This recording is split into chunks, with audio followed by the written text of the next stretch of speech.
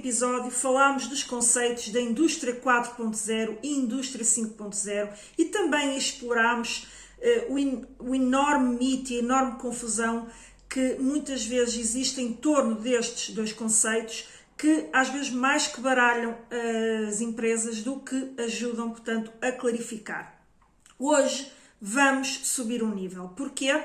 Porque eu vou trazer para esta série que estamos aqui a fazer no Pode Competir algo que para muitas PMEs ainda é um pouco, parece, não é, ficção científica, porque ouvem até falar, porque hoje em dia com as redes, com a comunicação social, com tudo que está a acontecer em torno de nós, é muitas vezes difícil que se ignore um assunto do ponto de vista de já ouvir falar, mas sem ter uma concretização, e depois também se houve muitos exageros, não se sabe quando é falso, quando é verdadeiro, portanto, existem muitas vezes, mais uma vez, alguma falta de clareza, porque se fica baralhado se realmente aquilo já está a operar, se não está, onde está, e que transformam muitas vezes alguns avanços tecnológicos em medo, em desafios, em, acima de tudo, preocupações que podem, numa determinada fase, ainda ser irrealistas, mas que eu digo que sempre que há tendências é importante as empresas estarem atentas. E, portanto, neste episódio decidi trazer, portanto, para a temática, trazer para cima da mesa, trazer para esta discussão alguns avanços tecnológicos que parecem ficção científica, tais como as fábricas que funcionam no escuro, a automação levada ao extremo, robôs humanoides a funcionar lado a lado com pessoas, o que é que isto traz para o futuro das operações, como é que a China, que é um dos mercados que já está muito avançado nestas tendências, como é que isto por lá já está a funcionar. No fundo, quero mais uma vez trazer aqui clareza em torno de alguns conceitos, de alguns avanços tecnológicos para os quais as PMEs devem estar atentas. E se neste momento você já poderá estar a pensar, bom, mas isto, sou uma pequena empresa, isto não é para a minha realidade, isto não me interessa, isto dificilmente chegará à pequenez do meu negócio, e portanto o que eu lhe quero dizer neste momento é: veja até ao fim, porque esta realidade que hoje ainda poderá ser em muitos universos, em muitos setores, ainda um pouco distante, e portanto nós vamos tentar trazer o real versus, não é? Portanto, imaginário, ou o mito digital, ou se quiserem o hype da moda.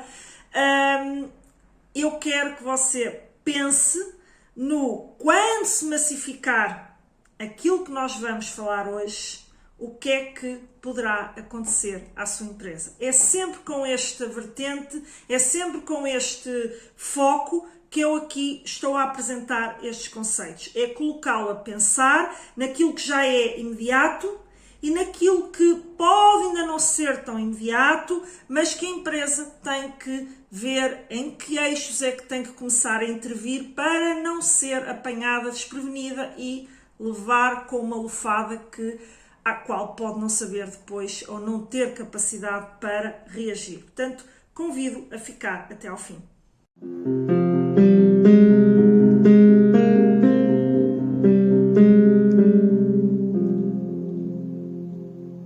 Olá, seja muito bem-vindo a mais um episódio do Pode Competir.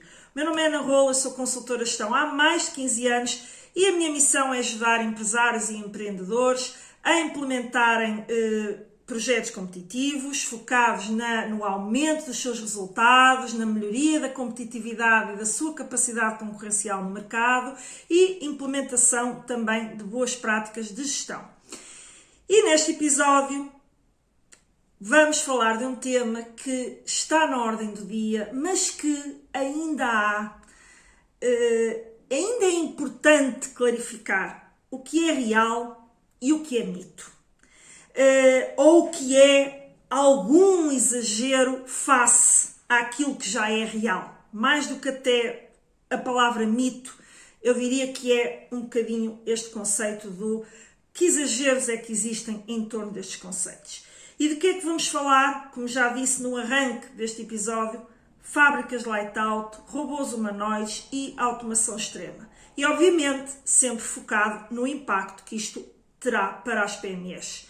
Portanto, é importante olhar para realidades mais avançadas, como a China, Estados Unidos e Japão, para tentar perceber como é que estes movimentos lá já estão a acontecer, para que você possa antecipar algumas movimentações que depois a Europa replicará, ou mesmo não replicando na totalidade, quer seja por via de regulamentações, o que quer que seja que exista depois no universo europeu, que faça com que estas tecnologias não entrem com tanta força. A verdade é uma: você está no mercado global, no mercado de concorrência global e, portanto, vai ter que lidar com empresas que têm estas tecnologias. E, portanto, também falaremos um pouco disso e até de alguns desafios que algumas indústrias importantes europeias já atravessaram devido a isto. Depois é também importante desmistificar os tais exageros. Para quê? Para que os empresários não se sintam assustados com o que está a acontecer, porque obviamente quando surge uma tendência, quando surge avanços tecnológicos disruptivos, que neste momento é isso que estamos a vivenciar, há sempre narrativas, as narrativas dos extremos, ou seja, daqueles que dizem que isto não tem capacidade para mudar o mundo e a sociedade, e aqueles que também com algum alarmismo dizem que os robôs e a IA vai tomar conta do mundo e dos seres humanos. Portanto, essas são as visões extremas. Mas disso nós já falámos um pouco no primeiro episódio desta série, em que falei, portanto, de será que estamos a viver uma revolução industrial, e também quando trouxe os conceitos no passado episódio, os conceitos de Indústria 4.0 e Indústria 5.0, também, obviamente, teve que se abordar, portanto, estas narrativas extremos, mas eu costumo dizer que no meio, portanto, as narrativas que olham para os dois extremos e tentam recolher o melhor de cada uma e ficam ali, portanto, nem no exagero do nada vai acontecer e no exagero do que os robôs vão tomar conta de nós, há efetivamente um pensamento crítico hoje a nível mundial e que todas as empresas devem estar atentas. E, portanto, as PMEs muitas vezes ficam, sobretudo, porque as PMEs também abrangem as médias empresas, e eu acho que essas já estão despertas para esta realidade, e muitas vezes isto acontece mais ao nível mais micro e pequenas empresas, de que o seu negócio está a funcionar, as coisas continuam a funcionar, provavelmente até a vender bem e a crescer, e portanto, ou seja, o seu modus operandi atual funciona. E como não tem enraizado um pensamento estratégico, portanto, naquilo que é a sua cultura de gestão e a sua cultura organizacional, na maioria das vezes, não digo todas, tanto eu até nem gosto muito, eu tenho muita tendência a dizer na maioria, mas eu diria em muitas empresas, não há esta consciência do temos que pensar um passo além, mesmo as coisas estando a funcionar hoje, para lá à frente não sermos apanhados desprevenidos. E isso é um despertar que eu procuro trazer aqui no Pode Competir. Portanto, o despertar para este pensamento estratégico, este pensamento crítico em relação ao que está a acontecer, em relação às tendências e a de como a empresa pode funcionar bem no hoje, mas sempre pensando em simultâneo no eixo da inovação. Portanto, ter estas duas realidades a funcionarem em paralelo dentro da sua organização, porque só assim preparam, portanto, o avanço e preparam a sua progressão e a sua manutenção no mercado.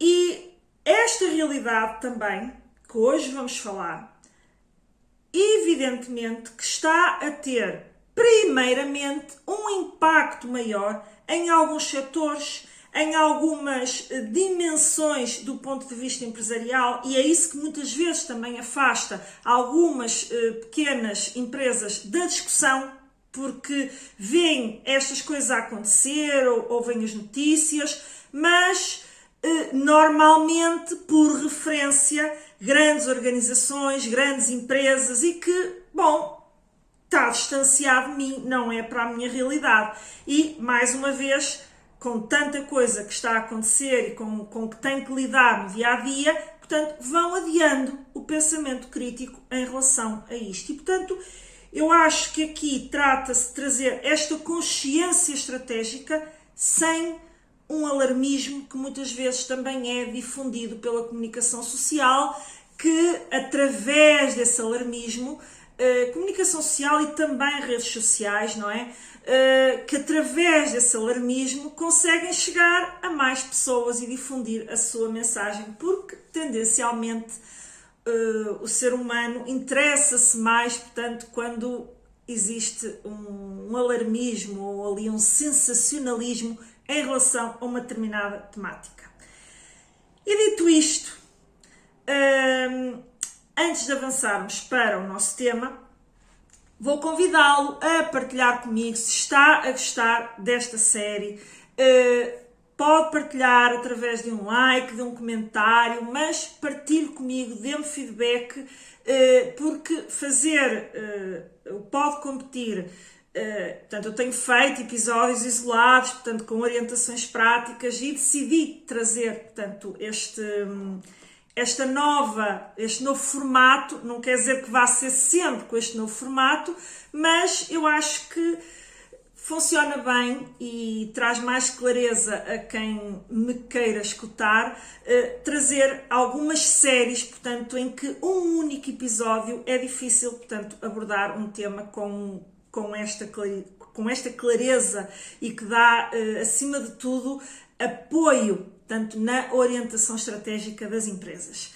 Por isso, dê-me esse feedback, é importante para mim e também é importante para que o próprio YouTube perceba que é um conteúdo relevante e faça chegar isto a mais empresários. Portanto, dê-me esse feedback que vai ser aqui importante para mim.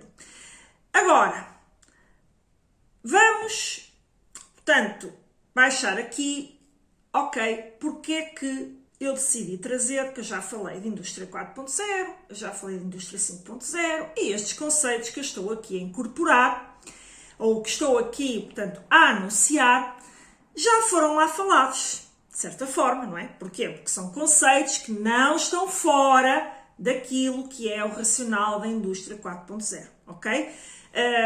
E se viu o episódio, percebe que é da Indústria 4.0, que a Indústria 5.0 tem outras vertentes e tanto, mas não vou aqui abrir essa janela, veja lá o episódio e depois me dirá. Porquê é que eu decidi, então, trazer um novo episódio só, portanto, sobre estas temáticas que falei aí no início? Primeiro lugar, China, neste momento, acelerou de forma inédita a automação. E quando eu digo inédita, é efetivamente talvez um modelo em que nenhum país conseguiu ainda replicar a forma como eles automatizaram alguns processos industriais e não só. Hoje nós vemos muita coisa na China a funcionar desde processos industriais, processos logísticos, mesmo processos comerciais, portanto, do ponto de vista da forma como vendem através de máquinas e com drones, ou seja, tudo isto hoje sofreu uma aceleração absolutamente exponencial na China. E não podemos esquecer que a China, já há muitos anos para cá, portanto, houve até durante muitos anos, era considerada a fábrica do mundo. Depois quis fazer do ponto de vista estratégico. Eu até já fiz um episódio também sobre a China e sobre estas diferenças que existem na China do ponto de vista de avanços tecnológicos e estarem um passo mais à frente. Decidiram adotar uma estratégia muito focada em transformar-se em líderes mundiais, portanto, quer na inteligência artificial, quer na robótica avançada, quer, portanto, em todos estes processos de automação. E ao assumirem essa estratégia, trouxeram para o terreno efetivamente tudo que permitia estar nesse avanço, nesse passo à frente, na frente a dar, portanto, cartas, digamos, a ser o líder e os outros a terem que ser os seguidores. E sendo a sua origem a fábrica do mundo, que depois quando era considerada a fábrica do mundo, o que é que acontecia? Era eminentemente por causa da mão de obra barata. Hoje em dia, a mão de obra já não é tão barata.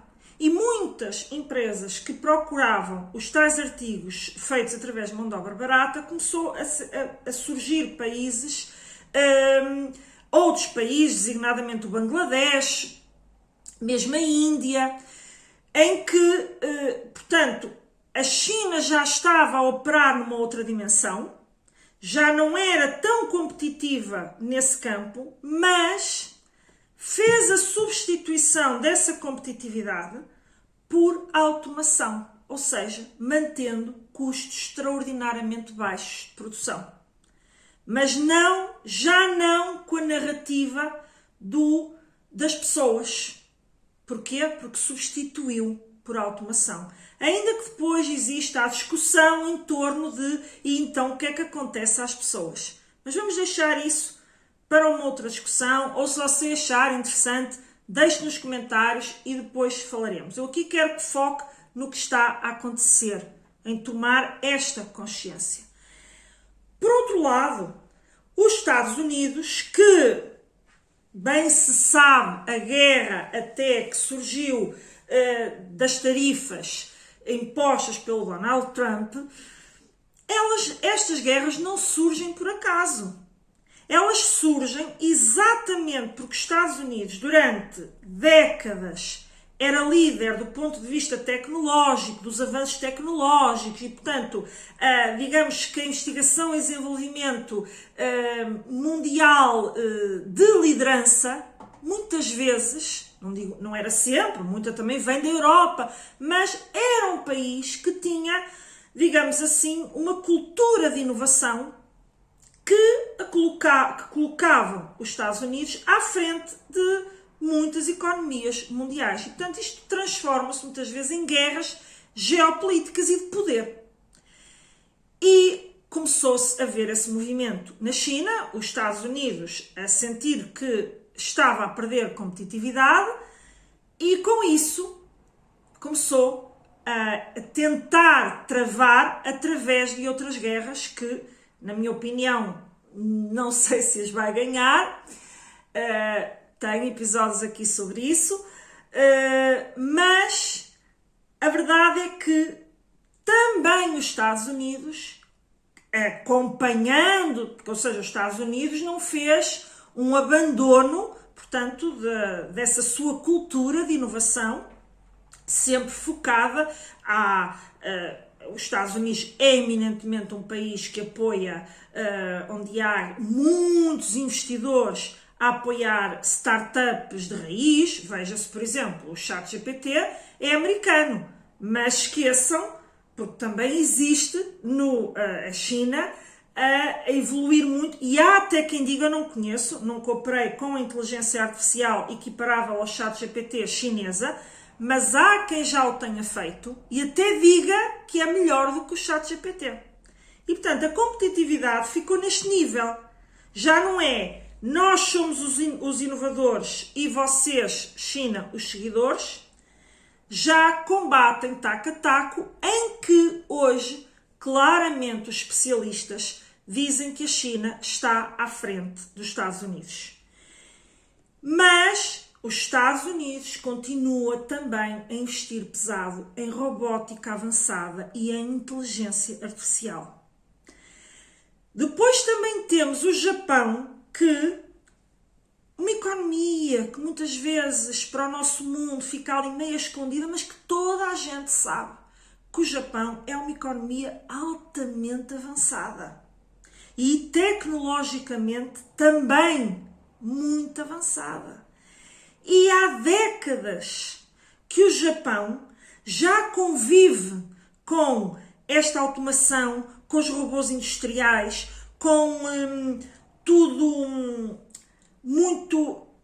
que é possível retirar o humano da ação, desde takeaways, não é takeaways, é aquelas máquinas que dispensam a comida, muito mais avançadas que o que nós vemos aqui. Ou seja, o japonês já convive com isto no seu dia-a-dia, coisa que para nós parece estranha.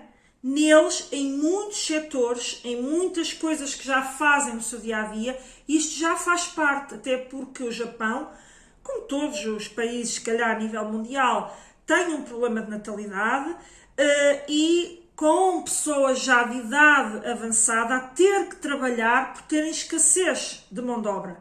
E, portanto, também sentiram uma necessidade acrescida de automatizar, de utilizar, portanto, esta robótica avançada para poder, enfim, complementar, portanto, a escassez de mão de obra.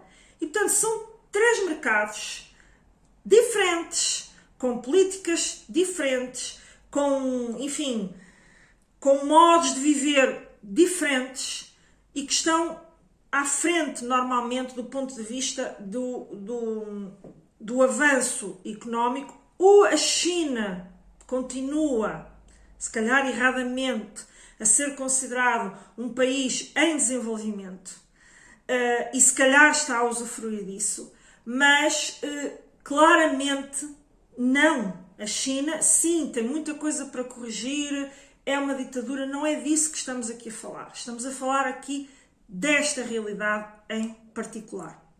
E, portanto, estes três mercados sinalizam e abrem as lâmpadazinhas, não é? De, ok, isto está mesmo a acontecer. E o crescimento, a aceleração da inteligência artificial a que também se assistiu nestes últimos anos, integrada à robótica e, portanto, a toda esta automação, está a mudar a configuração e o panorama, portanto, competitivo das empresas. E esta aceleração vai parar? Não vai parar. Portanto, esta é uma realidade que acho que todos os empresários têm que tomar consciência. Não vai parar. Se a velocidade vai diminuir, como é que vai chegar como é que vai chegar até, eu diria que é se calhar o questionamento errado, porque tudo isto da automação já está também na Europa, e foi exatamente isso que, quando falei no episódio anterior dos conceitos da indústria 4.0, procurei clarificar. Portanto, ou seja, toda esta realidade da automação, da indústria 4.0, já são uma realidade também europeia. A questão aqui prende-se com o nível da automação que, olhando para o conceito introduzido pela Comissão Europeia da indústria 5.0, em que, ao olhar para tudo isto, quer pôr as pessoas no centro da discussão, talvez faça com que haja um travão a certos avanços tecnológicos que estão a acontecer que não acontecem nestes mercados. E há um exemplo. Os carros autónomos, que nos Estados Unidos já funcionam em determinadas cidades, ou seja, já não é apenas um teste de protótipo, ou seja, já estão a operar, já estão a funcionar, portanto já têm ali plataformas até associadas a funcionar com isso. e também tenho aqui no Pode Competir um episódio sobre isso. Aqui na Europa ainda não estão sequer autorizados, ou seja, mesmo existindo, mesmo as indústrias automobilísticas até estarem a trabalhar nisso, a União Europeia proíbe, portanto, para já, proíbe que possa haver um carro, tanto na estrada, sem condutor. E são muitas vezes estas diferenças, ou seja, não é propriamente a diferença tecnológica que é diferente.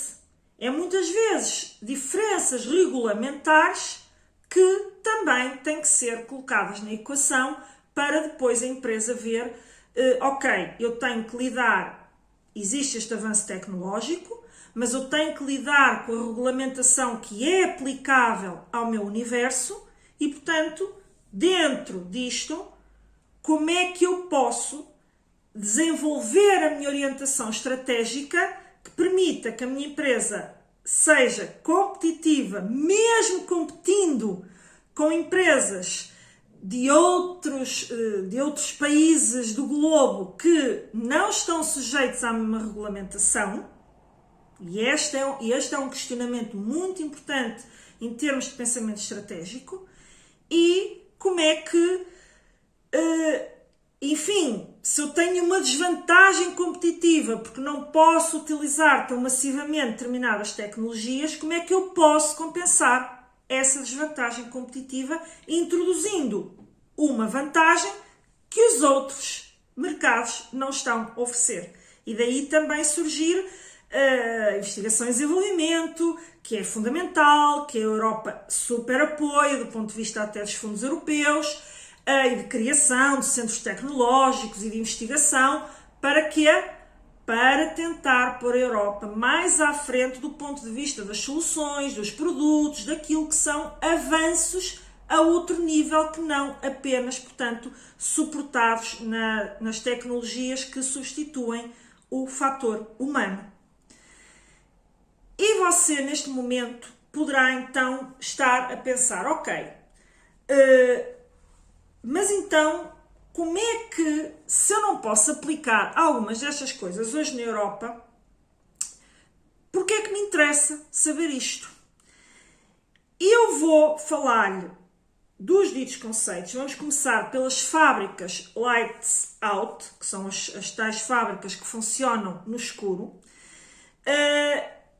E ainda que na Europa existam, se calhar, regulamentações mais apertadas do ponto de vista laboral e etc., e até a própria cultura, eu acho que até às vezes não é só pela regulamentação, eu acho que a própria cultura empresarial dos europeus é diferente da destes mercados. E a partir do momento que a cultura é diferente, a orientação estratégica que emana, portanto, das empresas acaba por ser diferente. Porquê? Porque acaba por projetar valores do ponto de vista da sociedade que queremos construir, daquilo que acreditamos e que queremos construir.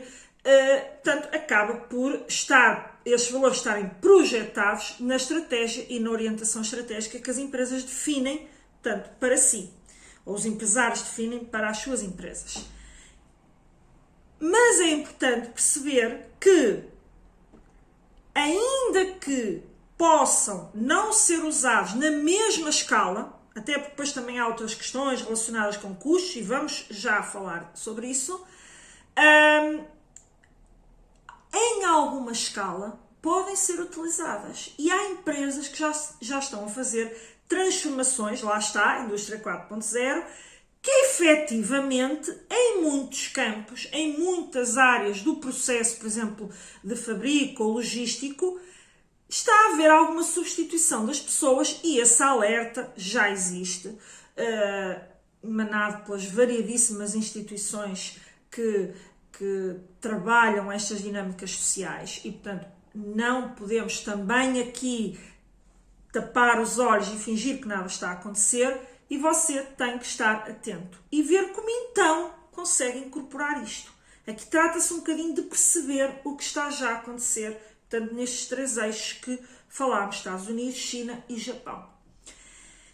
E, portanto, as tais, começando pelas tais fábricas Lights Out. E o nome, obviamente, vem do facto de serem fábricas ou que pode não ser a fábrica toda, mas algumas áreas da sua produção funcionam no escuro. Porquê? Porque não há humanos no turno em que, ou em certas horas, ou em certas áreas, lá está, não tem que ser na fábrica toda. Pode ser numa área da fábrica, pode ser num determinado turno, portanto, dentro das 24 horas, ou seja, haver um turno em que estão humanos a operar e outro em que não estão, porque há operações que podem ser feitas 100% de forma automática. E, portanto, isto reconfigura os processos. E aqui nós já temos, neste momento, fábricas de produção de robôs que funcionam 24/7 a operar 30 dias sem qualquer intervenção humana. Isto já existe, não é mito. Faça uma pesquisa, se ainda assim isto lhe parecer muito estranho, faça uma pesquisa, porque vai encontrar muito. Até pode pedir ajuda à inteligência artificial que vai ajudá-lo, portanto, a encontrar casos de estudo para você também saber, ok, isto está a acontecer, como é que está a acontecer, o que é feito e o que é que não é feito. Isto é engenharia de alto nível, em que o foco foi tentar criar turnos, operações totalmente automáticas, sem intervenção humana e que, como tal, não é preciso ter as luzes ambientais ligadas. Ou seja, o nome é apenas um nome para caracterizar uma situação que já está a acontecer. Ok? Depois, na China, em Dongguan, não sei se estou a dizer em termos de pronúncia se é assim, mas isto também não é muito importante, é simplesmente um dos maiores clusters industriais do mundo, em que algumas fábricas já reduziram a intervenção humana em certas operações para 10%. 10% de intervenção humana. Ou seja, é automação levada a um nível absolutamente crítico. Ok? Portanto, quase que, ok, o operador existe, mas está reduzido a muito pouco dentro da operação. E há muitos... isto não é para você ficar obcecado com o que está a acontecer na China. É para você ficar atento, que isto... acima de tudo, para saber como é que eu vou competir com esta realidade. Que mais não seja ter esta consciência do ponto de vista estratégico. E outra realidade que chamo para aqui, que também, portanto, está assente na China, nós temos a Foxconn, Xiaomi, a BYD, que têm linhas de produção específicas em automação total, ou seja, mais uma vez, não é toda a linha de produção que é automatizada, mas tem algumas delas, algumas frações, portanto, tem segmentos críticos da produção que já está a ser totalmente automatizada. Tem a robótica colaborativa, que falámos na indústria 4.0, portanto, de haver isso também, as indústrias europeias já estão a fazer isto. Aliás, eu diria que estes eixos que eu aqui estou agora a falar, qualquer empresa europeia avançada está a trabalhar nisto.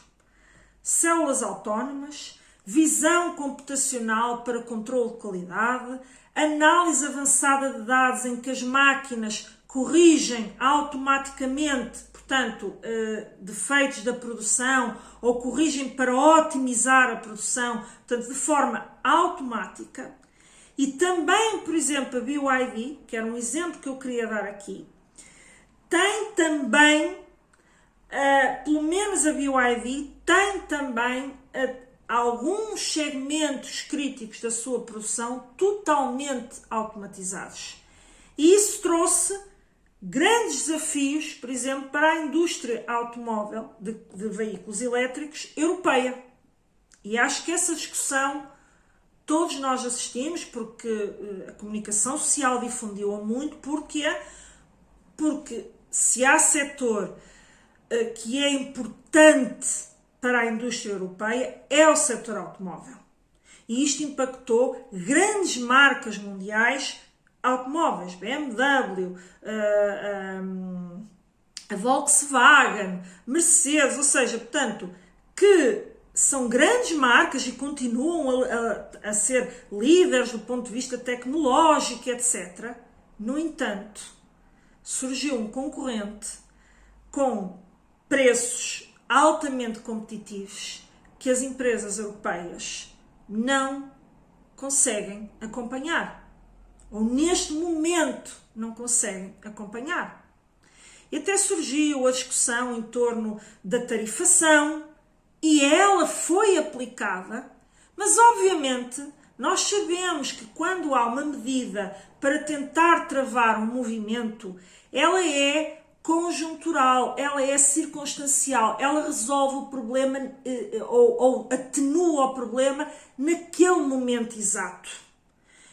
Para quê? Para dar ali um espaço para as empresas reagirem. Portanto, ou seja, são apanhadas com aquela bomba, têm que ter um tempo de reação antes que o mercado fique, portanto, não digo dominado, mas que haja uma implantação muito maior dessa marca, no caso da BYD, que não está sujeita às mesmas regras que as empresas europeias, designadamente do ponto de vista de salarial e, portanto, tudo que rege o ecossistema, portanto, empresarial das empresas europeias. Só que, quando há uma reação deste género, também há uma reação do outro lado. E a China, perante isso, decidiu o quê? A China, aqui em particular, a BYD, não é? Decidiu, ok, estamos agora com este problema das tarifas, que as tarifas foram de 25%, que não é obviamente, num preço de um carro, não é desprezível, e isso impactou, obviamente, e impactar no preço final, portanto, dos seus veículos, para dar este lastro às empresas europeias. Mas, por um lado, poderia haver as duas reações, que era a China retaliar e também impor essas tarifas aos automóveis europeus e que iria-lhes tirar competitividade no mercado chinês, onde são marcas muito bem vistas. Tinha esse lado, mas tinha um outro, e esse aconteceu. A China disse, ok, temos este problema, é algo que nós não conseguimos controlar. Eles não conseguem controlar a regulamentação europeia. O que é que nós conseguimos controlar? E é este pensamento crítico que um empresário tem de ter, que é, perante uma circunstância, não enfiar a cabeça na areia, como se costuma dizer.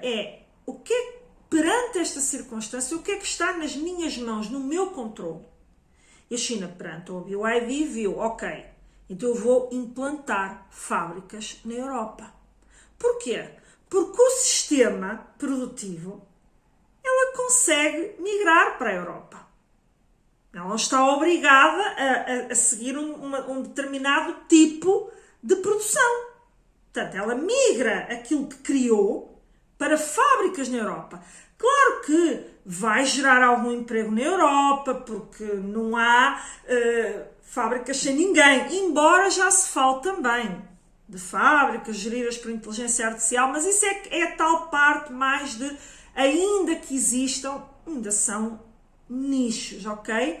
E, portanto, nem explorei, portanto, lembrei-me agora, mas eu gosto de, antes de falar com uma certeza, portanto, de explorar e ver se há mesmo, ou se é apenas digamos, uma moda e ali um buzz do momento. O que eu aqui trago é Fala-se também já disso, não é? Mas, voltando, né, para não dispersar, a BYD e outras, provavelmente outras indústrias, portanto, chinesas, então vamos implantar-nos algumas fábricas, não precisam ser todas, na Europa. Até com uma situação que é a importação de carros tinha a taxa, mas se calhar a importação de algumas matérias ou de alguns materiais que podem ser, ou algumas componentes podem ser feitas lá, até podem não ter, mas mesmo que tudo seja feito na Europa, o sistema está montado, o sistema automático está montado. Claro que sim, vão ter que sujeitar aos sistemas fiscais europeus, sim, vão ter que sujeitar às regras e regulamentações ambientais europeias, sim. Portanto, de alguma forma, foi uma forma de, ok, se querem, então venham-se cá implantar. Mas a marca desaparece, a marca deixa de ser competitiva. Não, a marca focou em o que é que eu posso controlar para manter a minha competitividade e aquilo que é a minha proposta de valor, que é um carro bom, com tecnologia avançada, que é muito mais barato do que a oferta dos meus concorrentes. E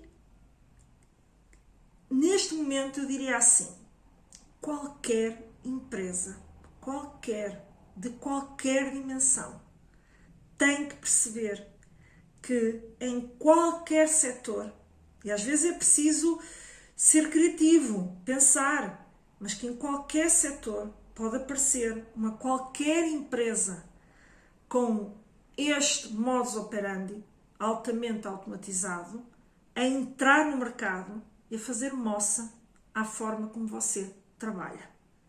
E portanto, se já muito disse nestes primeiros episódios da série de que é fundamental que você olhe para a indústria 4.0 e também, se você acredita nos valores emanados para aquilo que são os conceitos da indústria 5.0, também ter esse cuidado, mas, acima de tudo, dizer que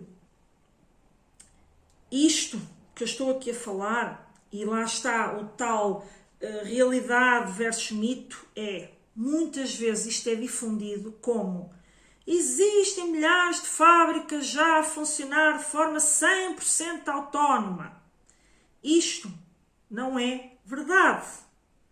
Mas existem fábricas a funcionar de forma 100% autónoma em alguns dos seus, e se calhar até, como falei dali do exemplo da construção de robôs, algumas a 100% e outras em alguns setores dentro da fábrica. Sim, existe. Ou seja, é o tal extremismo e depois nós sabermos ler as coisas com maior realismo. Depois, outra. Humanos vão ser totalmente substituídos por máquinas. Também já de certeza que viu isto. Ou por inteligência artificial. Vai sempre haver também essa narrativa sensacionalista. Não. Vai sempre haver necessidade, até das pessoas que criam as operações para depois os robôs trabalharem automaticamente. Ou seja, vai sempre haver manutenção, supervisão, programação, controlo, a integração no próprio sistema, a parte criativa. Porque a inteligência artificial e o robô replica algo que o humano diz para ou por programa, ou porque a inteligência artificial vai buscar aquilo que já existe e assim até monta uma narrativa em que vai buscar, pode sim ir buscar, mas é a partir do que existe. Depois existe aquele lado criativo que é só humano e não, na minha opinião, nunca será substituído, ou seja, o humano terá sempre capacidade, olha, no limite até para desligar a máquina. As máquinas que ele próprio criou. Agora, que é preciso estar atento a Há a requalificação dos recursos humanos, onde é que eles poderão vir a ser substituídos, que impacto isto tem para a sua empresa, como é que você consegue reter talentos, como é que você consegue atrair talentos que são importantes, tendo em conta estas tendências, certo? E outra coisa que é muito importante, que é quando ouve falar destas tendências, e poderá estar a ouvir agora, não é dizer eu tenho que replicar isto amanhã, porque sim, ainda em muitos setores, na maioria, isto é uma realidade, não a indústria 4.0, estamos a falar desta automação levada ao extremo, que fique claro que a automação, os conceitos têm de estar lá, certo? Para também não surgir esta confusão e ser o próprio eventualmente a criá-la. Tem que existir. Depois, outra coisa é levar isto ao extremo, como nós vemos, por exemplo, para não focar apenas em exemplos chineses, a Amazon, nos Estados Unidos, também é público. Substituiu grande parte da sua logística por robôs e despediu milhares de pessoas. E isto é mentira? Não, não é mentira. É verdade. E há outras empresas a fazerem isto, não só pelos robôs, mas, por exemplo, pela substituição de algumas tarefas por inteligência artificial. E que também despediram milhares de trabalhadores. E, mais uma vez, eu relembro o que disse no início, que é aqui que lá está. As pequenas que estão a olhar para isto dizem, está bem, mas isto é a Amazon, que é um gigante da logística. E acham que há este distanciamento. De alguma maneira, ele existe, mas você tem de saber que o processo não para. E a massificação vai começar a surgir. E os que partem à frente desse processo têm uma vantagem competitiva. Porque quando o processo está massificado, já não é uma vantagem competitiva. Porque todos fazem. Ora, se todos fazem, não dá vantagem a ninguém. Portanto, o estar um passo à frente é o que dá as vantagens competitivas. Ok? E, portanto, dito tudo isto e dando estes exemplos, o que é que eu quero que retenha em termos daquilo que para lhe dar a tal orientação estratégica? Primeiro, a automação está a tornar-se exponencial. E, portanto, se você hoje ainda nem sequer pensou nisto, saiba que corra atrás, porque há muitos que já estão a implementar e que agora, se calhar, têm que acelerar esse processo. Depois, outra realidade. O custo por robô hoje ainda não compensa, se calhar, o custo de uma pessoa. E não é só o custo. O custo, digamos, o perfeccionismo do robô, das operações que ele faz, portanto, ou seja, de que há coisas que realmente ele não consegue fazer, mas há hoje um nível de detalhe e de preciosismo que eles conseguem fazer. Nós temos um cliente que trabalha com peças de altíssima precisão, que já trabalha com braços robotizados, portanto, incorporados nas suas máquinas. Ou seja, portanto, hoje o nível de, digamos, de precisão já está muito avançado. Mas aquela figura que nós vemos do robô humanoide que faz tudo, ou seja, que é quase um humano, mas em formato robô, e não os tais braços robotizados e etc., está a evoluir muito. Ainda é caro, ainda poderá não estar, enfim, padronizado para todo tipo de tarefas, mas a evolução a cada mês é absolutamente incrível. E mais uma vez vamos caminhar para o aprimoramento e de uma forma não ao longo do tempo, é uma forma muito mais exponencial do que o que nós víamos há uns anos. E portanto é importante que a sua empresa não saiba que este movimento está a acontecer, à medida que ele se vai massificando e se você não for implementando, você está a perder vantagem competitiva, porque quando for massificado já não é vantagem competitiva. E depois, outra coisa que eu quero que retenha é que mesmo que algumas realidades nunca venham a ser autorizadas na Europa, por exemplo, não sei quais, não sei o quê, dei o exemplo dos veículos, é importante que você tenha consciência que você concorre num mercado global.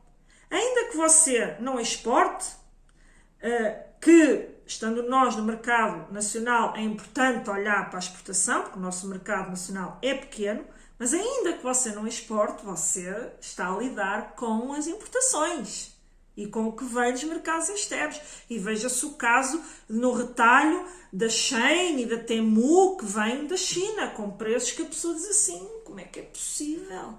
E a indústria têxtil muito reclama disso. Ok? Portanto, é esta noção do que está a acontecer que você tem de ter no seu dia-a-dia. Por isso, dito tudo isto, eu acho que você já ficou com uma noção que não estamos aqui a falar propriamente de uma substituição integral dos humanos por máquinas e por robôs. É, sem dúvida, uma tendência que está a acontecer e, portanto, os humanos vão ter que se requalificar para abraçar outras carreiras, outras funções, e a empresa também pode ser uma parte importante nesse processo, mas é importante que você tenha consciência que há concorrentes que já estão a operar desta forma. E também dar-lhe nota de que o cliente, por muito que se tenha aquela narrativa de que a China é um país assim, é um país assado, a verdade é uma. A China compete, está autorizada a competir no mercado europeu e o cliente, enfim, o cliente quer aquilo que lhe é mais aprazível, aquilo que é melhor para si. Seja porque é mais rápido, seja porque é mais barato, seja porque é, enfim, mais personalizado ou mais customizado. Enfim, o cliente busca o quê? A melhor solução para aquilo que ele procura. Ponto. Ok, pode haver pessoas, pode haver nichos de pessoas que rejeitam tudo que vem da China. Pronto, não compro nada que seja made in China. Existem estes nichos. Se você trabalha para esses nichos, talvez não tenha que se preocupar com isto. Mas as massas, digamos assim, não têm esta preocupação. Porque se tivessem, nós não víamos o crescimento que a Temu teve quando entrou em Portugal. Ou a Shein, ou outras, ou a Alibaba, entre outras, ok? E mesmo, vocês às vezes também não há esta noção, mesmo que eu compro na Amazon, muito do que está na Amazon é made in China. Há coisas que não. Porquê? Porque a Amazon é um marketplace que permite que as pessoas lá coloquem os produtos à venda que entenderem. Certo? Portanto, para quem compete, para quem tem uma empresa, para quem está no mercado concorrencial globalizado, tem que ter isto em consideração.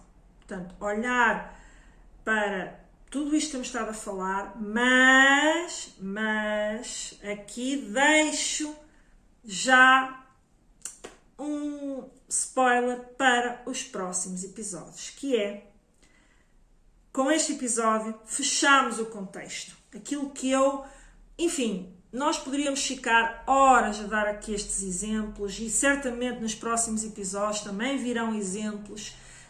Poderíamos estar aqui horas a falar realmente de conceitos, de tendências, o que está a acontecer no mundo. Quase que isto podia ser visto país a país, continente a continente. Mas, enfim, isto são temas centrais que eu trabalho no programa Projetos Competitivos e também no meu dia-a-dia, mas para quem, portanto, tem acesso ao programa online para também saber ter esta orientação estratégica na sua empresa, nesse programa nós trabalhamos isto com detalhe, em que o foco é ajudá-lo a entender estas tendências, mas depois de as entender, escolher onde investir, onde faz sentido para a sua empresa, onde não faz. Portanto, é preciso fazer as tais escolhas estratégicas. E a partir dessas escolhas, de como é que você cria projetos que vão implementar aquelas soluções e, a partir dessa implementação, portanto, daquela orientação estratégica, você obtém resultados melhores para o seu negócio. É aquilo que eu denomino os projetos competitivos. Certo? Daí até o nome do programa. E eu vou abrir uma nova edição no início de... Não é logo no início, será durante o mês de janeiro de 2026, eu vou abrir a nova turma. Portanto, e por isso deixo aqui já este alerta, mas por agora eu quero que você acompanhe esta série, veja o que é que você pode extrair daqui, porque eu estou aqui a entregar muito conteúdo de muito valor e que você, se vir isto ou ouvir isto focado naquilo que estamos aqui a passar, na mensagem e em como é que eu posso levar isto para a minha empresa, tenho a certeza que vai melhorar a qualidade das suas decisões.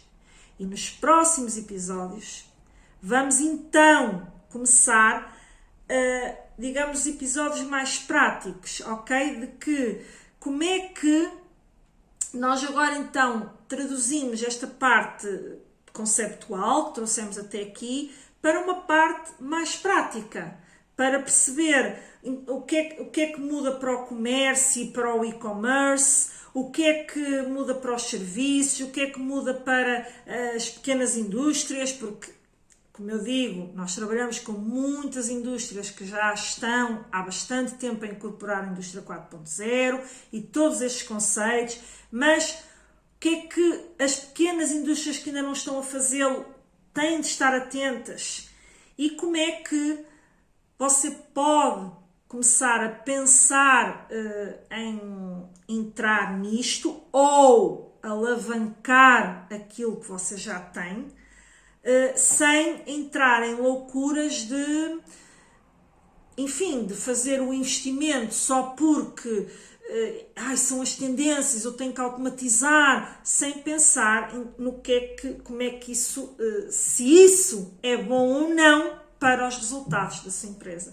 E, portanto, vamos entrar, digamos, numa vertente mais prática, com orientações aqui, obviamente, orientações que têm por base os conceitos que nós falamos. Mas vamos, então, dar agora aqui algum dinamismo para tornar ainda mais claro para si aquilo que você pode fazer e ajudá-lo a tomar decisões com maior qualidade. Espero que estes 3 episódios já tenham sido uma abertura de consciência para si, que foi isso que procurei trazer aqui com estes episódios mais de conceitos. Se sim, dê-me esse feedback. Se não, também me dê esse feedback para eu poder melhorar. Todos nós melhoramos a partir dos feedbacks. E despeço-me até ao próximo episódio do Pode Competir. Bons negócios!